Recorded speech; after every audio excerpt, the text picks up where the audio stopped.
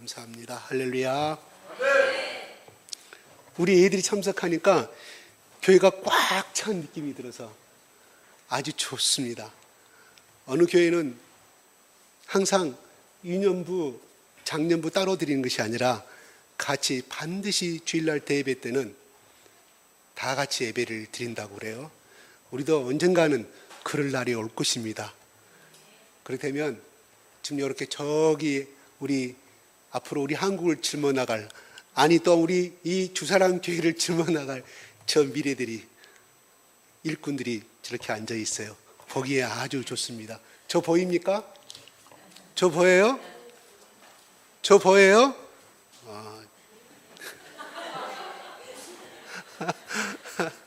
예, 감사합니다. 그래, 우리 승욱이가 또 내년에는 중학교 1학년인데 31kg, 지난 겨울만에 지난 봄까지만 해도 31kg가 못 나간 애인데 지금 37kg 나간다. 다 이제 자랑을 해요.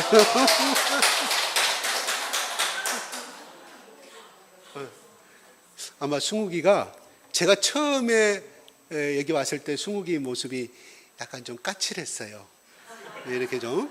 근데 지금은 아주 세련된 모습이고 얼굴도 훨씬 이렇게 빛나는, 하나님의 사랑을 많이 받고 또 우리 순인 주사님 사랑을 많이 받게 되니까 그런가 봐요. 예. 나중에 자기 고모를 어떻게 은혜를 갚을지 저는 나중에 두고 볼 거예요, 제가. 예. 오늘 우리 괜히 명절 다가오면 여러분 마음이 괜히 들뜨잖아요, 한것없이. 우리 장년부 집사님들이 바쁘실 건데 이렇게 특송만 멋있게 한 것이 아니라 이 강단 앞에 꽃들도 이렇게 청소까지 멋지게 하셨습니다. 우리 박수 한번.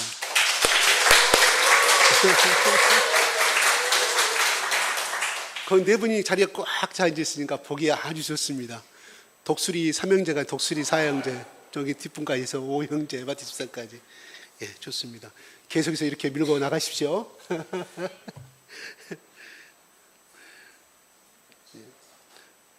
오늘 본문의 말씀은 출애굽기 20장에 나오는 말씀을 신명기 다시금 6장에 모세가 해고하면서 기록한 말씀이에요. 근데 이것을 기록한 목적은 오늘 본문에 나오는 1절, 2절에 나오는 것처럼 너희들이 이 말씀을 지키고, 또한 이 말씀들은 앞으로 곧 다가올 가나안 땅에 너희들이 정착하게 됐을 때 지켜 행할 말씀인데, 첫째는 여호와를 경외하고, 또한 너희들에게 명한 모든 명령을 지키게 하기 위해서, 또한 너희 나라를 장구하기 위해서, 뭐예요? 장구하게, 장수하고 영원한 나라로 너희들을 세우게 하기 위해서 이 말씀을 기록했다고 말합니다. 그럼 다시 말씀드려서 그를 우리에게 적용한다면, 나에게 적용한다고 하면, 우리가 하나님의 말씀을 듣고 행하는 사람은 그날이 장구하게 될 거란 말입니다. 그 장구하게 된다는 것은 고통스러운 날이 아니라 행복하고 주 안에서 평강하고 주 안에서 은혜로운 삶으로 누리고 하나님이 부르신 날에 가게 됨을 보장해 주는 말씀이라 이 말이에요. 다시 말해서 보증수표라 이 말입니다. 누구든지 다 우리 인간은 행복하게 살고자 하고 행복하게 누리고자 하는 것이 우리의 꿈입니다.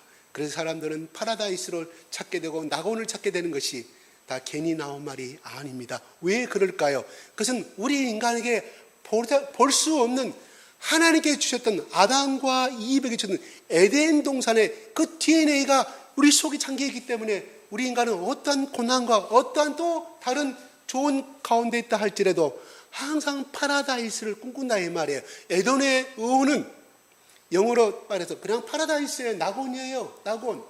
왜 그걸 추구할까요? 바로 하나님께서 우리에게 준 DNA가 있기 때문이란 말이에요. 영적인 DNA가 있기 때문에 누가 가르쳐주지 않아도 그것을 추구하게 살게끔 되어 있단 말입니다. 그걸 통해서 하나님은 우리 인간들, 제작된 인간들에게 하나님을 찾게 하는 하나의 영적인 매개체를 우리에게 주셨다는 사실입니다. 짐승들에게는 그것을 주지 않았지만 오직 만물의 영장인 우리 인간에게만큼은 하나님이 우리를 그렇게 만들었습니다. 왜 그랬을까요? 왜 우리를 창조했을까요? 바로 하나님의 영광을 위해서, 창조한 나의 백성을, 저 백성들은 나 여호와 하나님의 영광을 위해서 내가 창조하였느니라고 하나님께서 스스로 말씀하셨습니다. 바로 여기에 앉아있는 우리 모두가 하나님의 영롱한 꿈을 실현해가는 하나님의 위대한 창조물이요, 하나님 보시기에 위대한 가치 있는 사람이요, 하나님 보시기에 정말 이 세상에 하나밖에 없는 나라는 존재, 바로 존귀한 존재임을 하나님은 우리에게 가르쳐주고 있단 말입니다. 그러므로 우리는 어떤 곳에 있다 할지라도, 어떤 비참한 가운데 있지라도, 어떤 환경 가운데 있을지라도 우리는 하나님을 나의 아버지라 부르시는 특권과 영적인 축복을 받고 우리는 살아가고 있음을 우리는 늘 날마다 감사하며 고백하며 나아갈 줄로 믿습니다. 순기 알았어요? 할렐루야. 네. 주찬이 알았어요?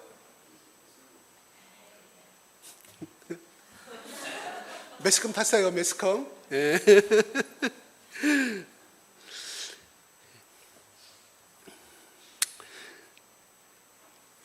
6절에 한번 같이 한번 읽어볼까요? 6절 시작. 오늘 내가 네게 명하는 이 말씀을 너는 마음에 새기고. 예, 새기란 말이 무슨 뜻일까요? 그래, 암송하고 기억하란 말이지만, 그러나 더 깊은 언어의 뜻은 우리 강계태 도왕이 중국의 그 지반이라는 곳에 큰, 지금도 모셔 있는 것을 매스컴을 통해서 알죠. 비가 돌에다 새기니까 그게 지금부터 약 1500년 전에 새긴 그 돌의 비문이 지금도 기록되어 있지 않습니까? 만약 종이에 기록되어 있더라면 없어지고 말았을 것입니다. 바로 그와 같이 돌에 석수장이가, 석공이 자기 원하는 글자를 망치로 끌로 파서 거기다가 새기듯이, 거기다가 인식시키듯이 우리의 마음속에 하나님의 말씀을 영원히 잊지 않도록 마음속에 또 심고 또 심고 또 심고 또 심고 하라는 그런 의미라는 것입니다. 그냥 물론 이 속에는 우리 소가 풀을 먹고 나서 염소가 계속 되새김질 하듯이 그런 뜻도 있습니다. 계속해서 말씀을 의미하고 또 입으로 조아리고 고백하는 그런 것도 되어 있고, 또한 석공이 그 비문에다가 돌에다가 바위에다가 글씨를 새겨버리고 영원히 잊지 않으듯이 그렇게 말씀을 암송하고 우리 마음속에 심어서 살아가라는 그런 의미를 가지고 있다는 것입니다. 오늘 왜 하나님께서 이 아이들에게, 이 이스라엘 백성들에게 말하냐 하면은, 이 말씀을 듣는 사람들은 하나님의 기적을 한 번도 보지 못한 사람들이에요. 왜요? 출애굽했던 사람들은 다 모세와 아론, 누구예요? 모세, 아론 또 누굽니까? 여호수아. 이 세 사람, 서너 사람만, 갈렙까지 서너 사람만 살아있지 나머지 사람 다 죽어버렸단 말이에요. 뭐 때문에? 하나님 말씀을 떠난 애굽에서 생겼던 우상 때문에 다 죽여버렸어요. 가나안 땅 가지 못하리라. 그 후로 태어난 사람, 출애굽 이후에 태어난 사람들이란 말이에요. 미디안 강야에서 태어난 사람들이에요. 하나님의 가정을 봤어요? 못 봤어요. 그렇기 때문에 이 사람들에게는 특별하게 새롭게 하나님의 말씀을 줘야 될, 또 말씀을 들어야 될 새로운 의무가 생겼고 교육이 필요했다는 거예요. 그래서 오늘 4절에 이스라엘아 들으라 그럽니다. 이건 세마라고 하는 건데요. 세마, 그 당시에는 성경이 없었기 때문에 모세를 통하여서 하나님의 말씀이 전해 들을 수밖에 없었다는 사실이에요. 모든 것은, 믿음은 뭐예요?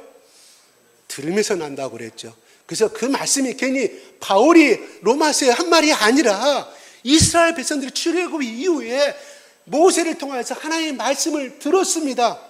대언하는 말씀을 들었어요. 그러면서 그들이 하나님이 어떤 분이신가, 율법이 어떤 것인지, 창조가 어떤 것인지 그런 들었다는 말이에요. 그래서 거기서부터 시작된 말씀을 바울이 인용한 거예요. 바울이 잘나서 그거 쓴 것은 아니에요. 창조된 언어를 쓴 것이 아니라 하나님께서 그렇게 교육을 시켰다는 거예요. 다만 구약에 나온 말씀을 바울이 그렇게 인용한 거예요. 우리 바울은 굉장히 유명한 사람이죠. 예수님 다음으로 아주 위대한 사람이지만, 그러나 그분도 역시 하나님 안에 그 주시는 세계를 못 벗어난 사람이에요. 뭔 말이에요? 그냥 질그릇에 지나지 않는 사람이라는 겁니다. 우리 하나님과 예수님만이 위대한 창조주라는 말씀이라는 것입니다. 그러면 우리가 중요한 것은 우리가 말씀을 들으면 그 말씀대로 따라가는 것이 청종 아닙니까? 들을 종자, 복속할 종자, 아니면 복종할 종자 아닙니까? 그건 누가 해야 돼요? 부모들이 해야 한다 이 말이에요. 이제 이 아이들이 이 말씀을 듣고 있는 이 아이들이 20세 겨우 지났어요. 그들이 무엇을 알겠습니까? 부모들이 하시는 말씀이라 이 말이에요. 그 아이들에게 하시는 말씀도 되지만 먼저 부모들이 그 말씀을 믿고 따라가야만이 아이들도 따라간다는 사실입니다. 부모는 말씀도 지키지 않냐고 제 멋대로 사는데 아이들은 부모한테 말씀을 듣습니다. 야, 하나님께서 너를 사랑하신 너 그럴 수 있냐 저럴 수 있냐 속으로 아이들이 다 그럽니다. 웃기고 있네. 아버지나 잘하시지 엄마나 잘하시는 말 합니다. 제가 우리 친척 가운데 이런 유명한 말을 들었어요. 그 아이가 국민학교 4학년입니다. 그 아이가 하는 말이 자기 부모들이 꽤 잘 나가는 사람이에요. 뭐라고 말하니까 그 아이가 자기 친구들한테 그랬대요. 자기 친척한테 와가지고 자기들이 좋은 대학 나왔으면 됐지 자기들이나 잘하지 우리한테 그런 교육을 시키냐고. 국민학교 4학년 여학생이 하는 말이에요. 저도 그 말 듣고 깜짝 놀랐어요. 나는 그 부모들 봤을 때 신앙을 잘 자라는 사람들이에요. 아주 반듯한 교육을 받고 사는 사람이에요. 잘 나가는 사람들입니다. 소위 잘 나가는 그런 대학에 나온 사람이에요. 근데 그 아이가 자기들이나 잘하지 자기들이 좀 공부 잘했다고 좋은 대학 나왔다고 우리들한테 그것까지 교육시키면 어떻게 해? 집안 친척 어른한테 그렇게 말하더랍니다. 명절에 와가지고 애들 보는 일이 굉장히 무섭습니다. 다 알아요. 애들은. 자, 우리는 예수님의 뒷모습을 따라가는 사람입니다. 그죠? 나를 따라오라는 것은 뭐예요? 예수님이 앞장서가지고 우린 따라가는 거예요. 오늘날 우리가 작은 예수가 누굽니까? 그 집안의 제사장이 누굽니까? 우리 부모라 이 말이에요.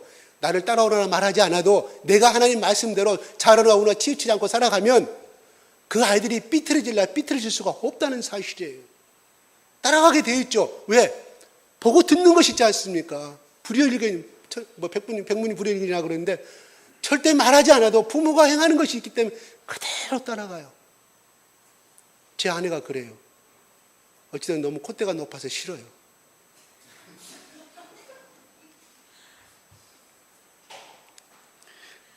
좋은 의미로 말하는 거예요. 좋은 의미로. 안 보이는 어디 갔어?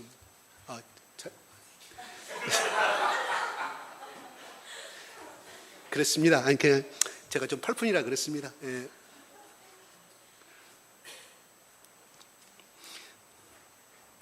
한 가정이 올바로 하나님 앞에 서는 것은 부모의 역할이 크다는 것입니다. 다른 거 없어요. 부모의 역할이 크다는 것을 우리는 너무나 잘 알고 있는데 안 되잖아요. 그죠? 안 돼요. 사실은. 우리 이번에 명절 다가오죠. 자, 여론조사 했어요. 100명을 상대로 여론조사 했는데요. 어떤 여론조사 나온지 며느리를 상대로 해서 여론조사를 했는데요. 어떻게 나온지 아세요? 100명 중에 30명이 추석 때 명절 때 가장 힘들어했던 사람이 누구냐? 시어머니 때문입니다. 나머지 24명 남편 때문입니다. 나머지 누구 신우. 이런 순서로 통계 여론조사가 나왔어요. 그죠? 그러면 그 시어머니 시부모들이 다 예수 믿는 사람이라 이 말이에요. 교회 다니는 사람들 며느리만 상대로 해서 여론조사를 했어요. 우리나라 큰 교회 상대로 해가지고 여론조사를 했습니다. 어떤 사람이 박사학위 쓰려고 나온 통계예요. 근데 우리가 사실은 그렇잖아요. 저 며느리, 저 시어머니, 저 시부모 내가 예수 그리스도 사랑으로 품고자 하고 내가 안고자 하는 그런 마음을 사실은 가지 않습니까? 근데 막상 다가보면 자기가 살아온 시어머니로서의 시집살이한 경험이 있지 않습니까? 그죠? 그냥 며느리가 저렇게 반찬하고 저렇게 행동하면 싫잖아요. 그러니까 한마디 해요. 안 맞으니까. 그럴 수밖에 없지 않습니까? 이제 막 자라난 20대 후반에 며느리가 무엇을 알겠습니까? 30초 초반에 무엇을 알겠어요? 부모님 사랑면서 크다가 어느 날 남편이나 남자를 만나갖고 시집에 왔는데 보니까 시집에 가풍도 떨어야 되고 시어머니 성격도 맞춰야 되고 시아버지 성격을 얼마나 스트레스 받겠습니까? 근데 그것이 좋은 말이지만 며느리가 받는 입장에서는 굉장히 힘들 때가 많겠죠. 그죠? 그래서 때로는 오늘날 명절 증후군 때문에 며느리들이 얼마나 수고하는 것을 우리는 알잖아요. 중국은 그런 거 없어요. 시부모, 시아버지 치눈치 보는 거 없어요. 오히려 한국 드라마가 웃긴다고 그래요. 왜 그렇게 사냐고. 저희들은 있을 수가 없는 거예요. 그냥 동지의 동지, 동무의 동무. 시어머니도 시아버지, 며느리가 다 동무입니다. 벌렁 다 돌아놓고 그냥 시아버지 저거 물 좀 떠가지고 오세요. 시아버지가 시어머니 저 며느리 텔레비 보고 아들 텔레비 보고 있는데 시아버지가 요리합니다. 그들의 문화예요. 나는 내 관념이 있잖아요. 보면 깜짝 놀랐어요. 근데 오히려 나보고 이상한 사람이래요. 당신네들 한국에서 어떻게 사냐고. 그렇지 않는데요. 근데 그들은 원래부터 안 했겠죠. 공산주의 사상이 들어와 1949년도 10월 달에 국가 독립이 돼가지고 그렇게 모든 그 동지, 동무로 있기 때문에 그렇게 평등 사상이 이루어졌겠지만 그래도 우리는 유교 500년의 역사가 있지 않습니까? 그게 예수 그리스도를 내가 믿는다고 해서 그 사상이 없어진 것이 아니라 내가 갖고 있는 그 사상 속에 예수 그리스도가 그냥 연합된 것이 사실은 없어진 거 아니잖아요. 보고 듣고 내가 체험했고 내가 시집가서 고생한 것이 있는데 며느리가 안 찰 수밖에 없어요. 마음에. 그러면 그 며느리 아주 성장해서 또 마찬가지 대물림이 됩니다. 안 될 줄 아십니까? 500년 동안 그렇게 이루어졌는데 그 역사가 없으면 500년의 역사가 흘러간다고 역사가들이 흐르는 말 아닙니까? 참 힘듭니다. 그래서 며느리 마음속에 그럽니다. 우리 시부모는 교회 다닌다면서 예수 믿는다고 하면서 저렇게 포용력이 있고 매 단점만 지적한다고 이렇게 나오는 말이 그러지 않습니까? 그러므로 저는 오늘 여러분들에게 다른 기도하지 마시고 오늘 예배 끝나면 내가 오늘 시부모 만나고 오늘 명절에 시어머니 만나고 내 며느리 만나고 내 아들 만나는데 내 사위 만나는데 예수 그리스도의 마음으로 무조건 포용하는 믿음의 사랑, 사랑의 사람이 될 수 있도록 기도하고 무장하고 만나십시오. 그래야 시험 안 들어요.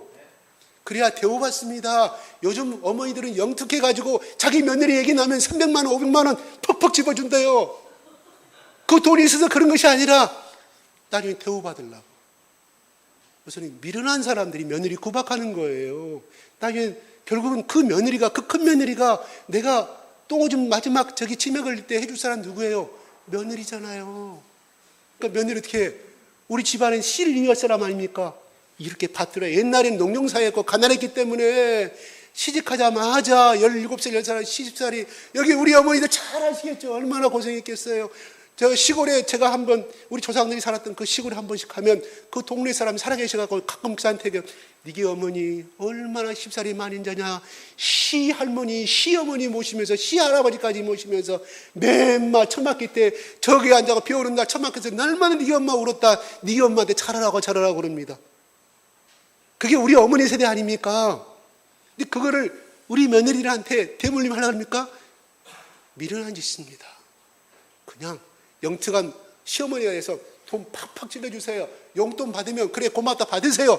갈 때 그냥 더 배로 얹어서 주세요. 며느리가 감동해버립니다. 명절 때 오지 말라고 해도 그냥 생일 때도 평일날 도 오해요. 왜? 돈 줍니까? 농담이죠. 사랑받으니까 오는 거죠. 내가 아들 키웠으니까 너 옛날에 나도 며느리 그 생활했으니까 너도 그렇게 하라고. 그 시대가 지금이 다르다 이 말이에요. 우리가 그래서 예수님이 그랬어요.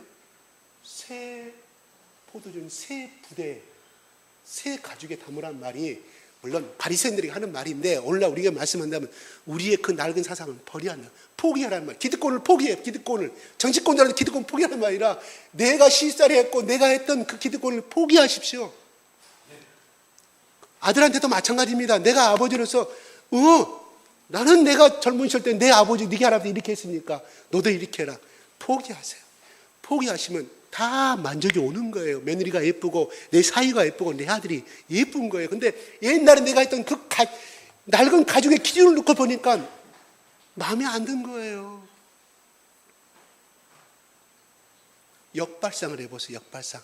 갈 때 며느리 아들 몰래 며느리한테 해야 너 힘들지, 임신했으니 너 힘들지, 사먹어나 너 기다리 분유값이지. 감동받아요. 야, 우리 역시 시아버지 시어머니는 예수 믿더만 뭔가 다르구나. 나도 저런 예수를 한번 믿고 싶고 나 더 열심히. 그래서 시부모가 다니는 교회에 며느리가 안 나가는 이유가 뭔지 아세요? 우리 교회 사람 마음은 안 그런 줄 압니다. 혹시 그런 분이 계시면 오늘부터 새 가죽으로 예수 그리스도 새 가죽에 새 포도주를 담으십시오. 사랑받습니다. 어떤 며느리가 악한 며느리가 아니고서 그렇게 해주는 시부모한테 효도 안 없이 며느리가 아들이 사이가 어디 있겠습니까? 저도 그래서 맨날 가면 저희 장문 장인한테 사랑만 받았기 때문에 저는 저희 장인 장모 누가 조금이라도 이렇게 말하면 저는 내가 그냥 의의 군사가 돼가지고 제가 나도 모르게 화를 냅니다. 왜? 내가 아는 내 장인과 내 장모는 그런 분이 아니기 때문에. 그렇게 돼요. 사이도 그렇게 앞장서서 해준다 이 말이에요. 며느리도 그렇게 나처럼 사랑을 받으면 먼저 사랑을 베푸시죠. 예수님 그렇잖아요. 이 땅에 오신 것은 먼저 사랑을 베풀려고 하지 사랑을 받으려고 온 건 아니지 않습니까? 먼저 사랑을 베푸십시오. 주면 그만큼 심으라 그랬잖아요. 흔들어 넘치겠다. 흔들어 뭐라고요? 그 일을 심었는데 일만 준 것이 아니라 흔들어서 넘치게 준다는 거예요. 내가 기대하지 않은 200배, 300배 그 사랑이 다시금 나에게 온다는 사실입니다. 아시겠어요? 소원한 거 분명히 있죠. 생각난 그때마다 그럴 수 있지. 신세대라 그럴 수 있지. 시부모가 여러분 시집살이 시키면요. 그거를 시집살이 생각하지 마시고 그래 우리 어머니 우리 시아버지 시어머니가 과거에 내 젊었을 때 저렇게 고생하셨고 고생했기 때문에 그럴 수 있지. 그럴 수 있지 하면 다 이해가 된다는 거예요. 그냥 정말 시어머니는 그런 마음을 산 것이 아닌데 며느리 속에는 그것이 상처가 돼가지고 여보 나 가기 싫어 명절만 오면 내가 손발이 떨려. 시어머니는 사실 그런 뜻으로 말한 것이 아닌데 받아들이기가 힘들다 보니까 그런데 그때마다 서로 간에 그럴 수 있지. 그럴 수 있지. 그 시대에 우리 어머니 시대를 우리가 아버지 시대 살아보지 않았잖아요. 그렇죠? 우리 젊은 세대들은. 그죠? 꽁무리밭 시대는 모르죠. 근데 그 세대를 어떻게 돈으로 가르쳐 줄 수 있겠습니까? 경험해보지 않은데 그렇게 살아오면서 그냥 그 5대 장손, 4대 장손 며느리를 시집 가가지고 밥은 다 채우고 자기는 남은 그 꽁무리밭도 못 먹고 그냥 죽에다가 떼우고 저땅 해서 밭에 나가서 일하고 그랬던 것이 우리 어머니, 아버지 세대 아닙니까? 우리 젊은 세대 이해를 못하죠. 발상에서 그 이야기 해보세요. 아버지, 엄마 그 이야기는 지금 한 번만 더 101번째 그만해. 이게 우리 젊은 세대들 아닙니까? 어머니, 아버지가 뭐라 하면 그럴 수 있지 속으로 그러세요. 예 하면 다 넘어갑니다. 예, 시어머니 시부모도 마찬가지. 며느리가 저렇게 행동하면 말씀하시고 소원해도 말씀하지 마시고 그냥 기다리세요. 어떻게 봄에 씨앗을 뿌는데 하루아침에 내일 모레 열매를 맺을 수 있겠습니까? 1년, 2년, 3년 지나면 그 며느리도 우리 집안의 가풍을 알고 다 정신적인 연령에 신앙 관계없이 자기 정신적인 연령에 숙성이 있습니까? 성숙함이 있죠. 다 따라 들어오게 됩니다. 말이 좀 빗나갔습니다. 중요한 것은 우리가 예수 그리스도의 본을 보였으면 좋겠다는 것입니다. 명절을 맞이해서 누구에게 여러분들은 어른들은 현재 갑이 아닙니까? 그죠? 며느리와 사이는 의리해요. 갑으로서 먼 본을 보여주십시오. 그럼 의리 따라가게 돼 있어요. 바늘 가는데 왜 실이 안 따라가겠습니까? 7절에 한번 보겠습니다. 시작. 7절 시작.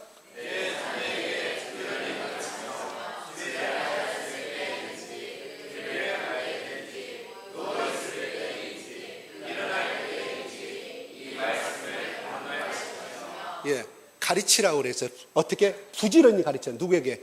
부모들아 너희 자녀들에게 하나님 기적을 못 받고 하나님 말씀을 못 듣는 사람들이라 너희들이 듣고 본 대로 가르치라는 것이에요. 여기서 가르치단 말은요 날카롭게 만들자는 뜻이에요. 날카롭다는 뜻이에요. 무슨 말이냐면 창이 날카로워야 칼이 날카로워 우리 몸을 찌르듯이 하나님의 말씀을 가르치되 그렇게 가르치라는 거예요. 우리의 심장을 우리 양심을 찌르게끔 말씀을 가르쳐. 누가? 부모가 누구에게? 자녀들에게 그렇게 말하라고 지금 하는 것입니다. 그래서 그 다음에 두 번째 보니까 말씀을 강론하라 그랬어요. 말씀을 못 알아먹으니까 이걸 해석해서 풀어달라는 거예요. 적용해주고 이 말씀은 과거에 우리 아브라함의 하나님이 우리 조상의 하나님이 어떻게 조상의 아브라함가 이삭의 할아버지가 어떻게 이 설명까지 곁들여 가면서 해달라는 것입니다. 그 다음에 보니까 7절에 보니까 집에 뭐라고 그랬어요? 가르치되 집에 앉아 있을 때든지 길을 갈 때 누워 있을 때든지 일을 할 때든지 이 말씀을 강론하라고 그랬습니다. 옛날에 히브리인들이 하나님 하자가 들어가면 반드시 무릎을 꿇고 그 다음에 말씀을 들을 때 반드시 목욕 제배하고 이렇게 하나님 앞에 섰다고 그래요. 그래야 하나님 말씀을 들었고, 지금도 유대인들은 거리에가 종이가 없다고, 혹시나 그게 인쇄된 하나님의 말씀이 들어있을까 봐, 하나님 하자 여호와 이름이 들어있을까 봐, 그건 하나님을 욕되게 하는 것이기 때문에. 그래서 유대인 거리의 특징이 종이 조각이 없대요. 다른 쓰레기는 있어도. 그리고 여호와 하나님이 이름 넘어가면 그냥 여호와 하나님이 아니라 그냥 아도나이 주님으로 읽어요. 왜? 이 제약된 백성이, 이 제약된 사람이 여호와 하나님의 이름을 읽으면 죽어버릴까 봐. 그래서 아도나이, 주님이 아도나이랍니다. 그냥 주님으로 읽어요. 그냥 주님은 일방적 통칭이고 여호와 하나님은 이름이기 때문에 야훼 하나님 이름을 못 부른다는 거예요. 지금도 그렇게 철저하게 율법을 지키고 말씀 하나 어긋나면 자기를 죽을 자고 하는 그 이스라엘 백성들도 그렇게 말씀을 지키고 있다는 사실입니다. 근데 앉아있으나 누워있으나 일어나 있을 때도 마찬가지. 어떻게 봐요? 그냥 격식 가르침 없이, 뭔 말이에요? 아무 때는 기회만 있다면 자녀들에게 하나님의 말씀을 가르치고 해석해서 적용시켜달라는 것입니다. 이건 뭐예요? 24시간 기회만 있다고 하면 이렇게 해라는 것입니다. 그러면 8절 9절 또 한번 읽어볼까요? 8절 9절 읽어볼까요? 시작.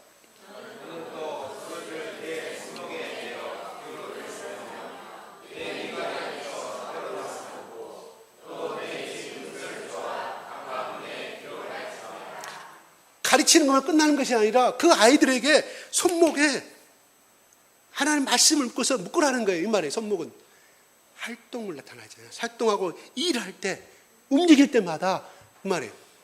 움직일 때, 일할 때도 하나님 말씀을 기억해 만들어라는 거예요. 그 다음에 뭐랬어요? 미간 뭐예요? 여기 저 미간, 요거예요. 눈썹 양쪽 안에. 이 뭡니까?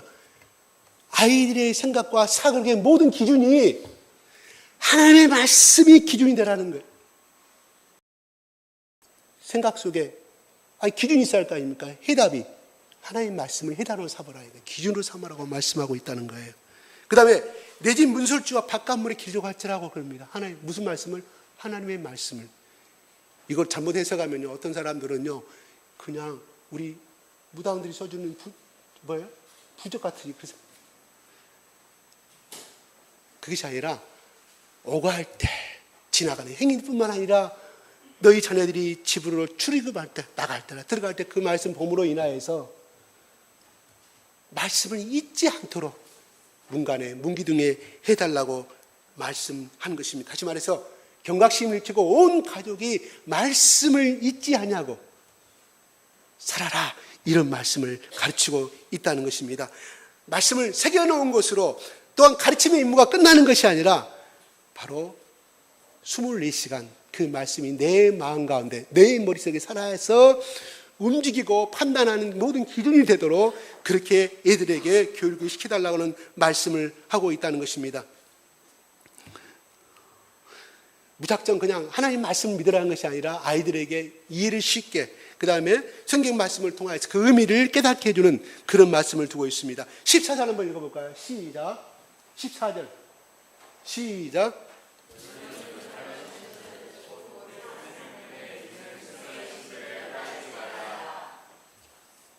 네, 하나님 위에 다른 신, 그 부분은 뭐예요? 블레셋, 가나안 신, 애굽의 신, 기타 모든 신들을 따르지 말라고 오직 여호와 하나님만을 섬기도록 이야기하고 있습니다. 그 다음에 12절 한번 좀 올려주시겠습니까? 12절 12절 시작.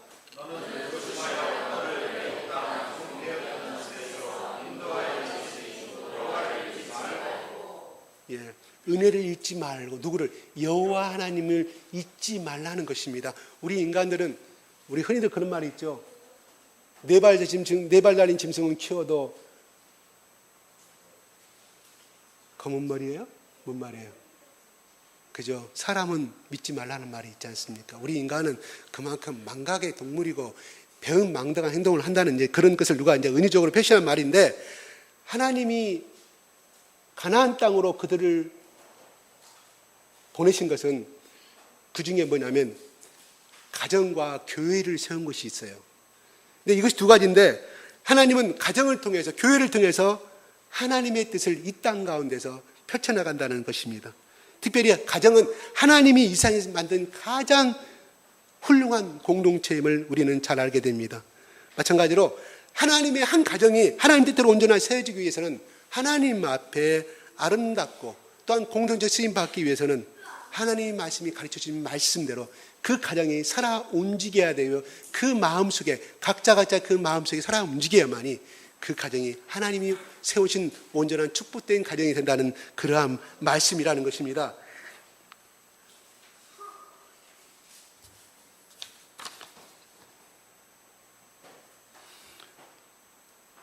이스라엘 사람들은요, 자기 아이들 교육을 어떻게 시키냐면요, 3살이 되면 해당에 나갑니다. 안식 예배가 끝나고 오후에 해당에 나가서 3살이 되는데 랍비의 가르침을 듣게 합니다. 부모가 들어요. 엄마가 가슴이 안고. 그 아이가 그 랍비의 말씀을 알아먹을까요? 성경 말씀을 모세오경이 되겠죠? 못 알아먹습니다. 근데 3살 때부터 이스라엘 부모는 해당에 데리고 가요. 학원에 데려간 것이 아니고, 영수학원에 데려간 것이 아니라, 피아노 학원에 데려간 것이 아니라, 태권도 학원에 데려간 것이 아니라 3살 때부터 반드시 랍비가 가르치는 토요일날 오후가 되면 그 동네에 사는 엄마들이 아기를 안고 다음 히브리어 글자를 압니까? 몰라요. 엄마가 들어요. 엄마가 들으면 엄마의 속에 드는 마음에 이 보이지 않는 성령의 하나님의 어떤 영적인 것을 아이에게 전달이 된다는 것이에요. 5살이 되면은 히브리어 기본 알파벳을 익히게 만듭니다. 히브리어 기본 알파벳을 익히게 만들어요.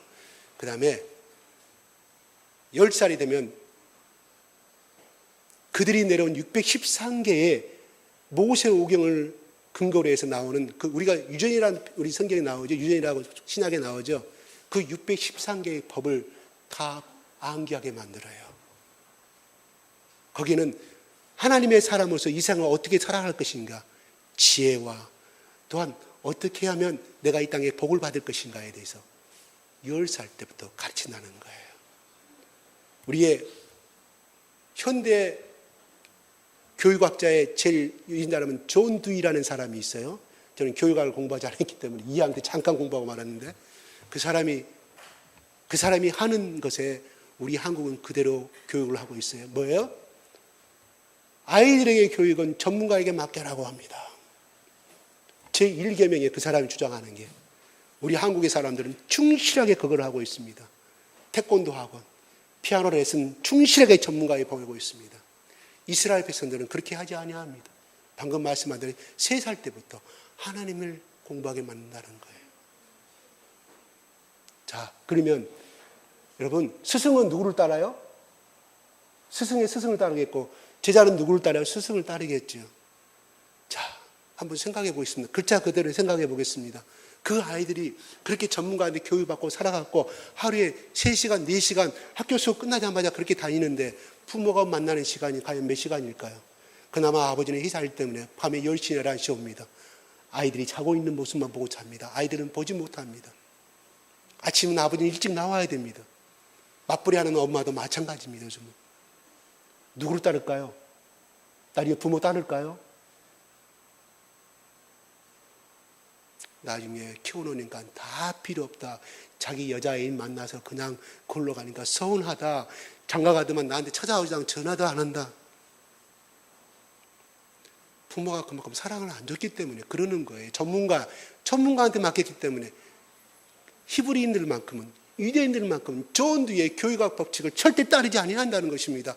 우리 한국은 착실하게 그걸 따라가고 있어요.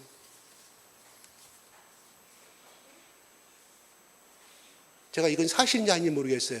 옛날에 영화배우 남궁원 씨 아들 이름이 누굽니까? 국회의원 한번 한 사람 누구예요? 하버드 1등 수석으로 졸업했던 사람 누구예요? 이름 잊어버렸어요. 남궁 뭐 있죠. 그 부모가 예수 믿는 크리스찬들이, 난 그렇게 믿음이 좋으신 줄 몰랐어요. 그분들이 어릴 때 성경 과외를 시켰대요. 자기들이 성경 말씀이 짧으니까 성경 과외를 시켰다는 거예요.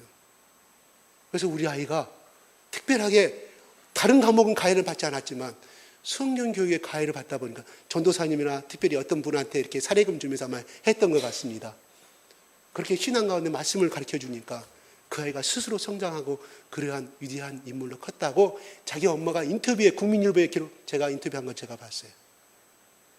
한번 현재 우리가 현대 두이가 주장했던 그 교육학을 따라가는 우리 부모들이 한번 생각해 봐야 될 문제라는 것입니다. 그래서 그들은 하나님 앞에 철저하게 먼저 말씀을 배우고 또 구약 모세오경을 3년에 한 번씩 반복하게 만납니다. 시험을 본답니다. 학교에서. 그러니 그들이 위대한 민족이 안 될 수 있겠습니까? 왜? 이 세상의 모든 지혜와 모든 장사하는 법과 성공하는 법과 승리하는 법이 다 성경에 들어있는데 그들이 세상에 나가서 그들이 우리 잘 알고 있지 않습니까? 스타벅스가 누군지 아세요? 누구 건지 아세요? 유대인. 로얄티가 얼마나 많이 수백억 달러가 나갑니까? 한국으로, 미국, 외국으로. 스타벅스 회사애들이. 중국에는 셀 수 없어요. 도시가 크니까. 유대인이 운영하는 거. 반드시 그들은 구제임금을 반드시 합니다. 어릴 때부터 집에다가 저금통을 구제하함해가지고 그래야 복을 받는다고 생각을 해요. 그래서 아이들이 용돈 받으면 반드시 거기다 넣어서 아버지를 따라서 그 지역의 가장 빈민 곳에 가서 봉사하고 행동으로 봉사하고 그 돈을 헌금하고 돌아온 것을 제가 국민일보에서 읽었어요. 이게 유대인 교육이 하루아침에 그렇게 이루어지는 것이 아니라는 것입니다. 먼저 하나님 중심, 그 다음에 인간 교육이지 인간이 앞서는 교육은 절대 시키지 아니한다는 것입니다. 그게 아브라함 때 대대로 지키게 하라. 너의 민족을. 그 다음에 뭐라고 그랬어요? 6절에 보면은 6장에